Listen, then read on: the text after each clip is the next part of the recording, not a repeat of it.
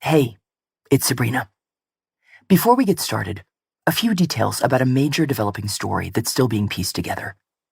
According to investigators, in the early hours of Wednesday morning, an armed man driving a rented pickup truck deliberately plowed into a crowd celebrating New Year's Eve in New Orleans, killing at least 15 people and injuring dozens more.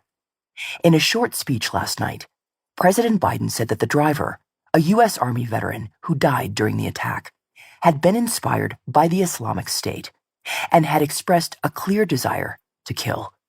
Investigators said that they are still trying to determine whether he had acted alone or had any help from individuals or a group. These are the key facts we know for now. We'll be following developments over the next few hours, and we'll bring them to you as soon as we can. Okay, here's today's show. This is Daily Producer Olivia Nat. I am in Las Vegas, outside an arena where tonight there is going to be a UFC championship fight. I am notoriously squeamish, so I'm really excited to talk to people about why they like this sport, why they're here tonight, and I'm going to go talk to some of them. It is a microphone. Do you have a couple minutes to answer some questions? Oh, hell yeah. Yeah, let's get some questions going. Let's get some questions going. Why are you guys here tonight? What do you like about watching fights? The combat is, love it. Like you never know, it's two men in a cage. It's man versus man, beast versus beast. I really enjoy the special moments where people get knocked out. It's live action. It lets you know who you are. I've never been to a fight before. What should I expect tonight? You gonna go? Mm-hmm. Nice. Yeah. Expect somebody's gonna get knocked out, choked out. You know, anything can happen in this octagon. You will enjoy this, I promise you. Okay. You will enjoy this. From the New York Times, I'm Sabrina Tavernise, and this is The Daily. All right. I'm walking over to the octagon, and it sounds like the first fights have just kicked off. Baby, you can do it!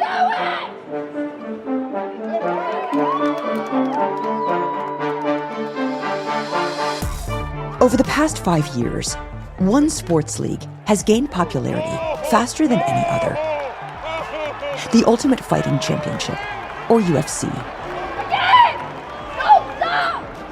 Today, my colleague Matt Flegenheimer on the man behind the league and how his longtime friendship with Donald Trump has transformed what was once a fringe sport into a cultural and political powerhouse. Oh, shit. It's Thursday, January 2nd.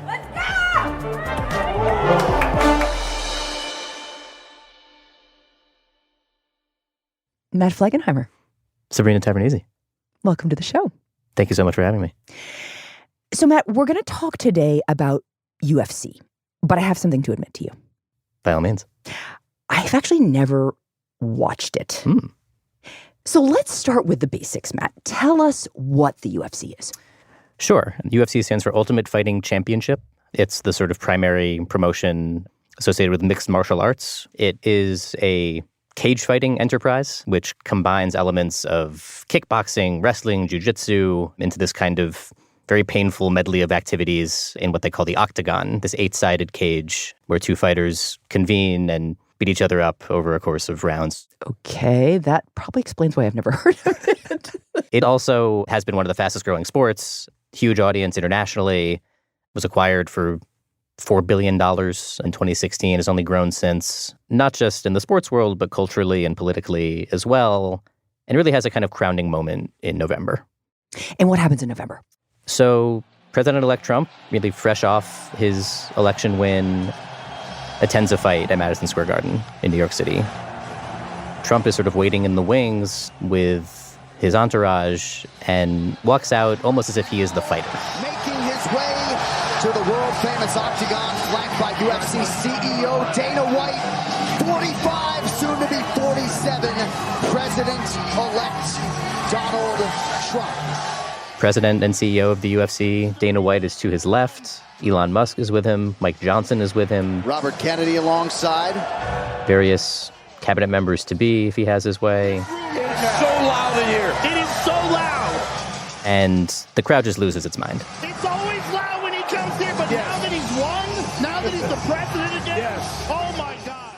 And Trump is taking this all in. This is obviously a very friendly room for him, and he's chosen this as a major post-election victory lap space. Yeah. And he got the reception that he wanted.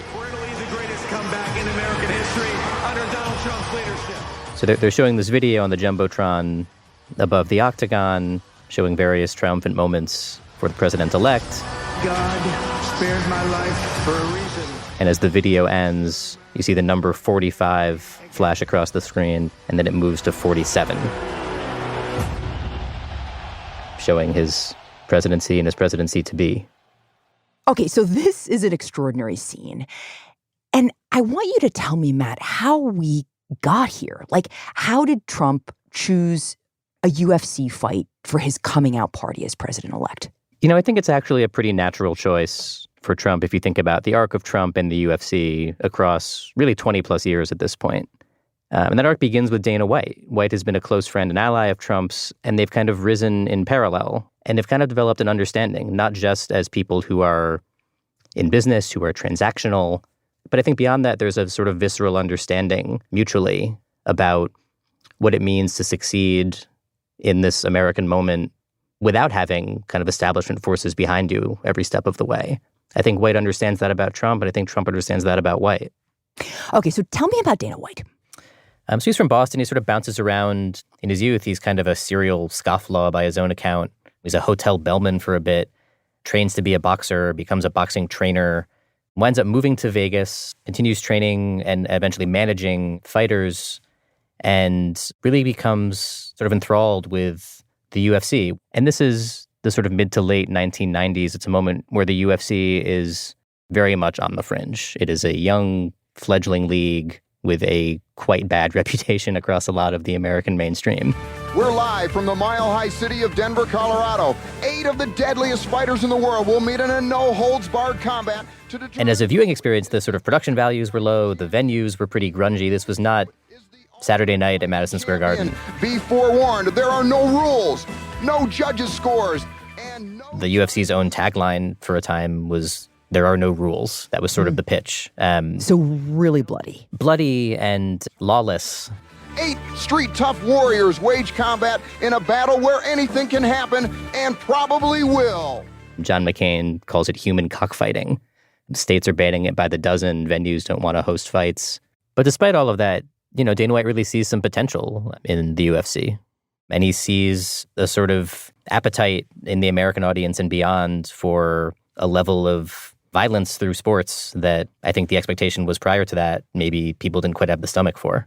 Okay, so he sees a path to it despite the fact that people like John McCain say it's human cockfighting and states are banning it. Yeah, I think to White, this is an opportunity. So what he does is talks to a couple of high school buddies from a family of casino operators and convinces them to put up $2 million to buy the UFC at this moment when it's certainly not a premium property, and to put him in charge and give him a stake and really let him kind of execute the vision that he has for what the sport can become. So what happens given that no one really wants to host the thing? They find someone who does want to host the thing, or is at least willing. Welcome to magnificent Atlantic City, New Jersey. Somebody with a long history of hosting fights, at least boxing. The spectacular Trump Taj Mahal. And that is the future president and president-elect, Donald Trump. Gathered here in this building, here tonight, some of the greatest Y2K gladiators in the world. In February 2001, at a moment when, as White would say later, nobody was taking them seriously, Donald Trump took them seriously. So in this grand love story of Dana White and Donald Trump, this fight in Atlantic City is really the meet cute moment. This is the moment. And obviously, White was grateful to be hosted by Trump, to have the sort of legitimacy that came with having a major fight night at a Trump venue at that time. With that said, this is not an overnight success by any stretch. They're losing money. It's not taking off in any kind of rocket ship way. But you can see some sort of early signs that Trump and White understand each other. Trump invites one of the fighters onto The Celebrity Apprentice for a season. And reality TV really plays a substantial role in the UFC's arc. on this season of The Ultimate Fighter. In 2005, there's a reality show, The Ultimate Fighter, that debuts. Do you want to be a fighter? That's the question. That's why I'm here. It's not about living in a house. It's about, do you want to be a fighter? And only you know that. It really helps drive interest and complete the picture of these fighters for viewers. They get attached to these sort of biographies, these compelling stories. Apparently, Diego Sanchez is doing some kind of yoga bodybuilding pose down with baby oil all over his body. You don't want to face this in the ring. That's just not my style. And it does really help the fights themselves get a sort of wider audience and gain more traction. What a war between these two guys. So you want to be an Ultimate Fighter? 5 seconds.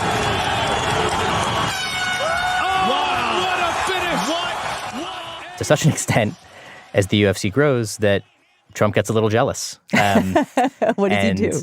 So in 2008, Trump announces he's investing in his own rival mixed martial arts enterprise. And, he's trying to sort of harness some of the energy that the UFC is clearly channeling. But his group is not long for this world, and his operation collapses pretty quickly.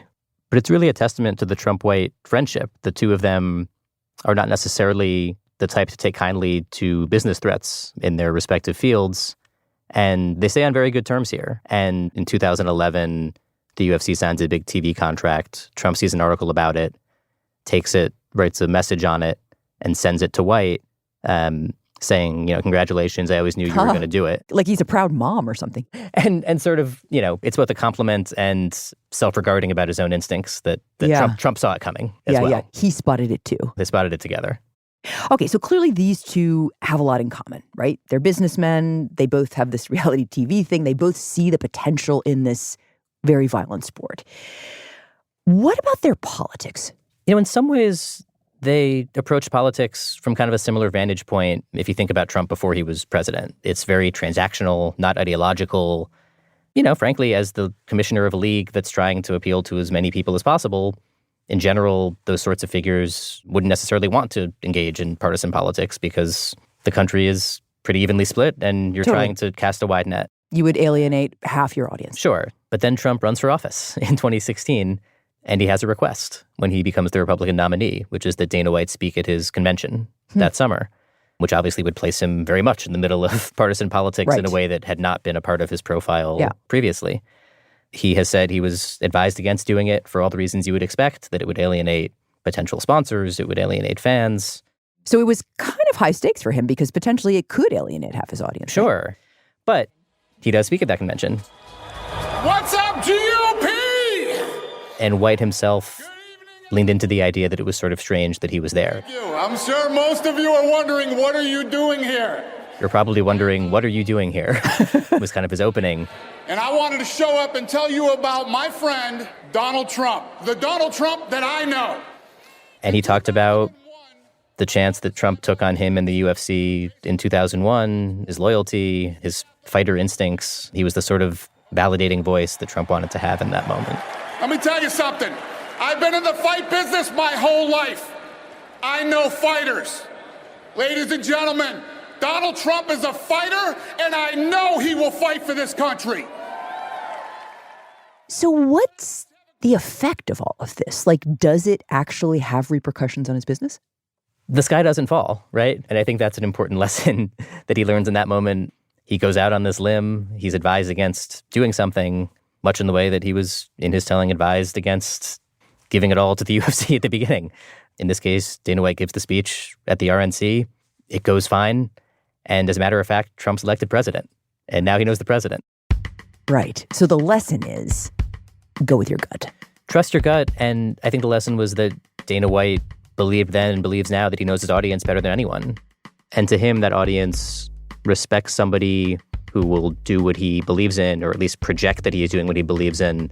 He has been somebody with an antenna for this stuff and for knowing where his audience would be across the decades.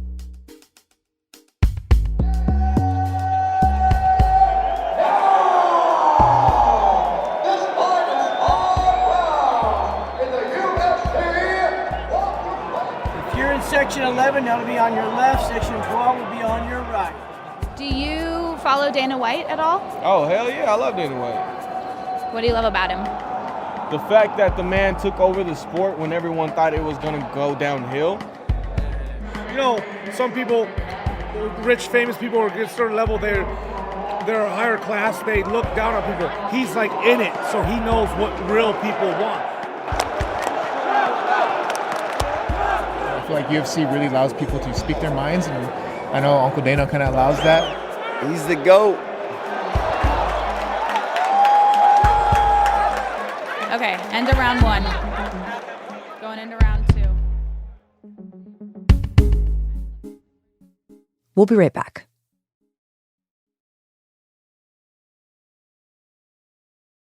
Okay, so White backs Trump. And as you said, this guy doesn't fall. And in fact, it boosts his status and his league status. What's the next thing he does that really propels this league? Well, it comes during a pretty dark time across the sports landscape and otherwise, and it's COVID. Obviously, sports are sort of shut down across the board. People are thirsting for any kind of content of any sort. Right, because remember, it was COVID. Everything shut down. Everything the NBA shut down. stopped playing. NBA stopped playing, and there is this real appetite to get something fresh and live on the air, and Dana White sees an opportunity. He's trying to find workarounds, and he finds it in Florida, an empty arena in Jacksonville. The UFC becomes the first major American pro sporting event in the COVID age to reopen, and certainly the expert consensus and the medical consensus was that this was not necessarily a fantastic idea. He is sort of bulldozing through that concern. And it was a moment when obviously the sports landscape was barren. He had a pretty captive audience, and it was really a showcase opportunity for the UFC. So in part, it catches on because nothing else is on. That's a huge piece of it. But it's interesting. White obviously, for years, despite the speech in 2016 at the convention, had kind of positioned the UFC as the apolitical sport in contrast to what he and I think a lot of UFC fans saw as kind of an overt intrusion of politics and protests and social justice initiatives into the NBA, the NFL. The UFC was supposed to be sort of insulated from that. Of course, in this case, COVID became a great piece of the culture war. And by reopening at all, that's a political stance, and certainly was aligned with where Trump was in that moment as he was pushing for a kind of broader reopening of the economy. So suddenly there starts to be some real overlap between the UFC and MAGA world. Absolutely. And it's been building for some time, but this is the moment that really establishes White as a MAGA superstar of the highest order in a way that even the convention speech didn't. And you see the Trump orbit and the UFC orbit, the White orbit, kind of merge. And this cultural moment starts to form around disaffected men who feel slighted, who feel like the world has not been conspiring in their favor for some time. This is like the manosphere. The manosphere. And these fights become a gathering place for the leading lights of that intellectual space. This sort of amorphous right-wing, anti-woke, anti-establishment sentiment. And in his period of not being the president anymore, starting in 2021, Trump is kind of one of those figures.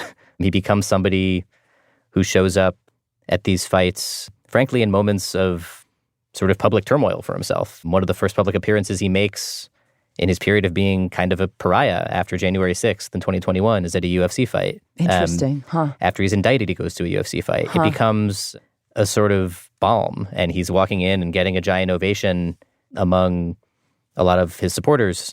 And that obviously expanded over the course of these 4 years in between his terms. So back to your larger point, this is more than a sports league. Absolutely. And White has accumulated a ton of cultural capital and political capital from being this grand figure in that space, and he knows when and how to use it. And I think the most interesting example of this in recent times is with Bud Light. Like the beer. The beer. Bud Light, the beer. Are you familiar with Bud Light as a brand? Matt, keep going. Hi. Impressive carrying skills, right? I got some Bud Lights for us. So in the spring of 2023, you see the beginnings of a huge backlash to Bud Light on the political right. This month I celebrated my day 365 of womanhood, and Bud Light sent me possibly the best gift ever, a can with my face on it. Over a promotion they did involving a transgender influencer. Let me say something to all you and be as clear and concise as possible. Fuck Bud Light and fuck Anheuser-Busch. So across conservative media, people are just hammering Bud Light. Bud Light has just released a commemorative can celebrating a man who dresses up like a woman. This is another example of woke corporations and how they completely ignore everything that they really stand for and the people that actually buy their product. I just don't understand that as a marketing tool. And Dana White is in the process of negotiating a beer sponsorship with Anheuser-Busch, Bud Light's parent company. And he's in a tough position because he's sort of stands accused of selling out for associating with Bud Light after this major backlash. But obviously, the sponsorship is lucrative for the UFC. Today's guest is an entrepreneur. He's a renegade. He's a business mogul. And he is the head of the UFC. So what he does is he sets about trying to uncancel Bud Light. You know, people are talking shit now, sell out and all the shit that the fucking say. Believe me, I'm the furthest fucking thing from a sellout. Yeah. And what White does is call himself as a character witness. Bud Light is the right move for me. They're exactly who I want to be with right now. And we are very aligned as far as core values go. He goes on with Tucker Carlson, with Sean Hannity, with Charlie Kirk. If you consider yourself a patriot, you should be drinking fucking barrels of Bud Light. The message being essentially, if Bud Light wants to do business with me, like that tells you all you need to know. And privately, he is back-channeling with a lot of these figures. Kid Rock, who had been a part of this effort to protest Bud Light, he is talking to the Anheuser-Busch CEO in White's green room, and they're sort of talking it out and finding a way forward. And then Trump himself, even months after that, is continuing to sort of hammer Bud Light on social media, and White speaks to him on the phone. And after that phone call, Trump posts a sort of follow-up saying that the company deserves a second chance, going through a lot of talking points that echo White's. And lo and behold, about a year after boycotts began, and a few weeks after Trump has backed down, I attend a fight in Miami, and the fighters are out there bleeding all across the Bud Light logo on the canvas. So White gets what he wants. It's hard to see another figure sitting at that intersection of culture and politics and sports who could have pulled off what White pulled off here. So here you have Dana White convincing Trump to backtrack. And it really just shows how much power White has in this relationship, which is kind of pretty surprising based on everything we know about Trump.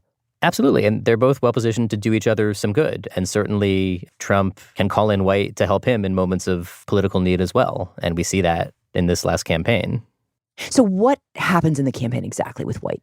A couple of things. I mean, again, he's speaking at the convention, so that's the sort of explicit, overt, endorsement, and nobody was surprised he was there this time. But the sort of broader kind of role he plays in this is as this kind of master of ceremonies, White, for this entire universe of people. The fights become gathering places, and he can make connections between Trump and these figures in the manosphere, whether that's Joe Rogan, whose podcast he ends up doing, the Nelk Boys, his other podcasters, Theo Von. White is in the middle of all of that, a kind of chief ambassador moving between Trump and these worlds. And the Trump campaign, as part of its strategy, sees a lot of voters who don't necessarily engage with politics, who are not following the news closely, a really target demographic for them. They're going after people who often skew younger and male, who are not necessarily ideological or don't sort of fall on ideological lines on the issues in the way that you would expect traditionally.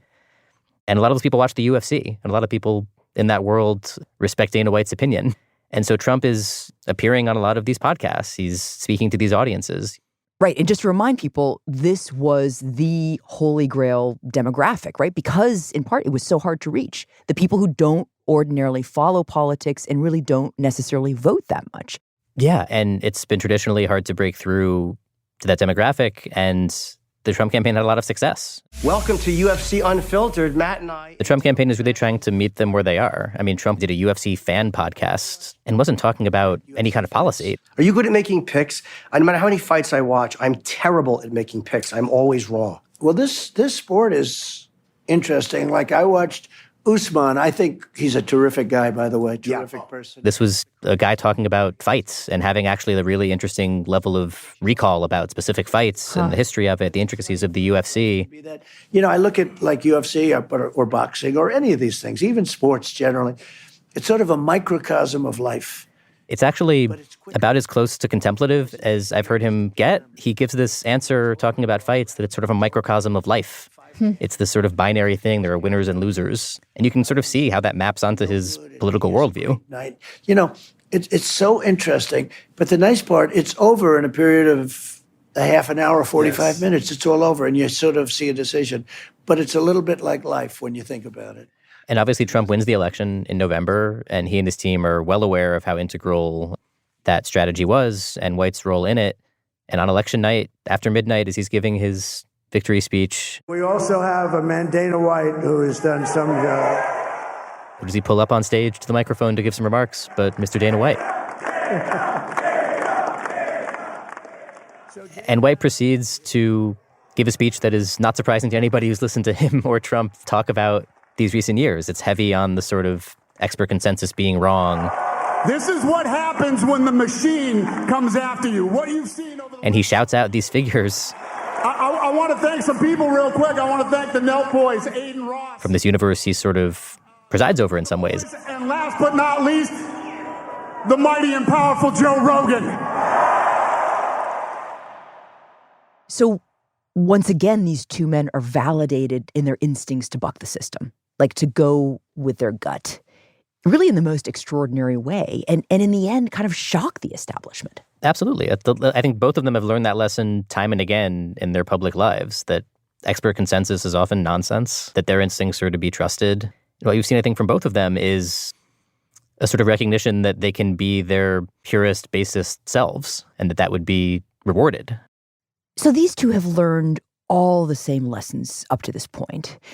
But I guess, Matt, looking forward, if politics, as we know, is downstream from culture, and Trump is clearly identifying the UFC as a very valuable part of culture to him politically, then what can we learn about where we're headed looking at where the UFC is now? What does it tell us about the future? I think White and Trump both saw around the corner here about what the UFC could become in the cultural and political space that it has become. And there's no reason to think now that it will be any less important. It'll probably be even more important. And the way that the two of them see the world mean that their worldview will matter quite a bit. And White has really articulated his worldview quite clearly. To quote him, America has become so soft. If you have even this much savage in you, everything out there right now is for the taking. Wow. And that sounds like Trump. There's a reason they're friends.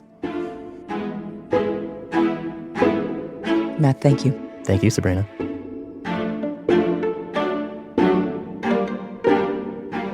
Why do you think the violence appeals to you?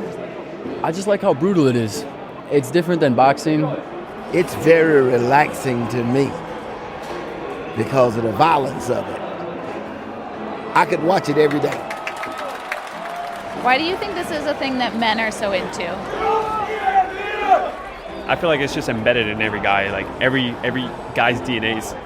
It's like instinctual type shit, right? Like, I mean, this is what we used to do like hundreds of years ago. We were gladiators. It's just part of us. I've never seen a head do that before. I like the fact that a man can be a man and he can put his hands on another man and not go to jail. Do you feel like it's an outlet for something you don't get to express in other areas of your life? Hell yes. Yes. You can let the rage out and not get in trouble. So, 100%.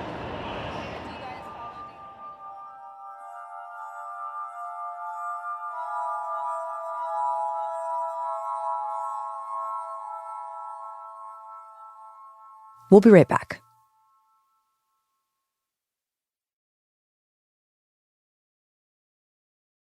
Here's what else you should know today.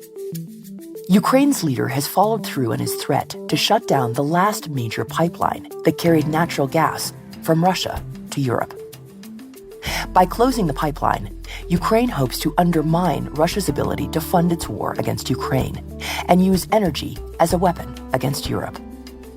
Before it stopped operating on Wednesday, the pipeline had brought Russia more than $6 billion in revenue a year.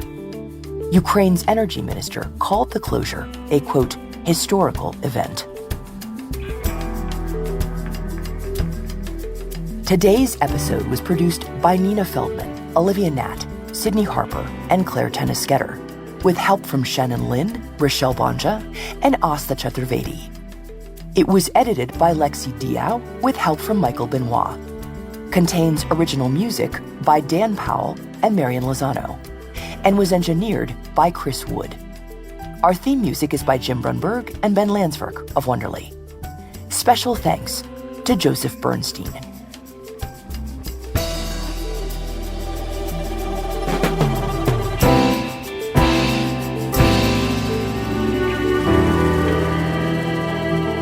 That's it for The Daily. I'm Sabrina Tavernisi. See you tomorrow.